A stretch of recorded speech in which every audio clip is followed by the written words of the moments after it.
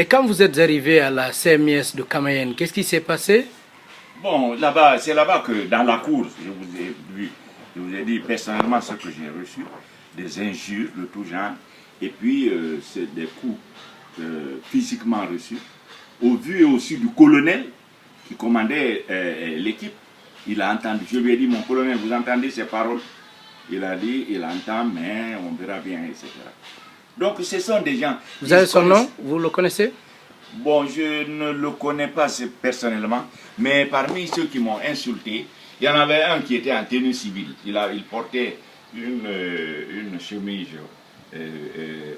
violette, légèrement violette, et sur le pont déjà de ce là-bas, il a insulté. On dirait qu'il avait une mission particulière pour attaquer. Celui-ci n'est pas un policier. Ça, c'est le genre d'homme qu'il faut mettre hors de nos services de police parce qu'ils ne connaissent pas leur métier, sont des gens violents, typiquement violents. Et ça n'a suivi quoi? Quand vous êtes arrivé, vous avez discuté avec le colonel, qu'est-ce qu'il vous a dit? Ils ont, comme d'habitude, ils ont fixé nos identités. Ton père, ta mère, ta naissance, quand, etc. Une longue affaire comme ça. Chacun de nous a fait ça. Et après, on nous a mis dehors sur des chaises, sous la véranda, où on a attendu jusqu'au moment où on a amené une pick-up 4x4 Toyota. Et dans la pick-up encore, nous étions 4. Les militaires voulaient entrer dans la cabine. Des militaires ou des policiers? Les policiers voulaient entrer dans la cabine. Et violemment, hein, ça insultait, ça parlait, ça criait. On dirait des drogués. Ceux qui nous ont embarqués là-bas pour nous amener. Sauf leur chef, qui avait l'air calme, posé, celui qui était devant.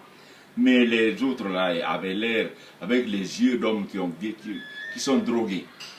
Ils nous ont embarqués, mais dans des conditions très difficiles, en nous insultant, en nous violentant.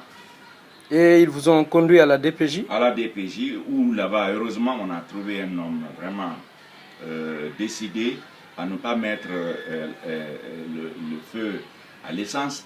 C'est le ministre Diaby Gassama, qui a été très peiné de savoir que d'abord, pour une simple marche, on traite des gens de notre rang politique de cette façon. Et lui-même, il a déploré ça, il a dit que personne ne peut donner à la police l'ordre de se comporter de cette façon. Ça, c'est des options que les gens prennent sur leur propre initiative. Mais si ils mettent dans la gestion de dossiers aussi délicats qu'une marche où des désaccords peuvent survenir, et qu'ils connaissent très bien qu'ils ne sont pas des gens capables de se maîtriser, de maîtriser leurs paroles, leur comportement, leur tout, ça veut dire que tout ce qu'on nous dit sur la réforme de l'armée, tout ça, on prend de l'argent à la communauté internationale et tout, ça c'est pour rien du tout. Absolument rien. Ce que nous avons vu aujourd'hui, nous avons compris que ce sont des barbares qui sont préparés pour gérer la démocratie. Ils n'arriveront jamais à la démocratie de cette façon.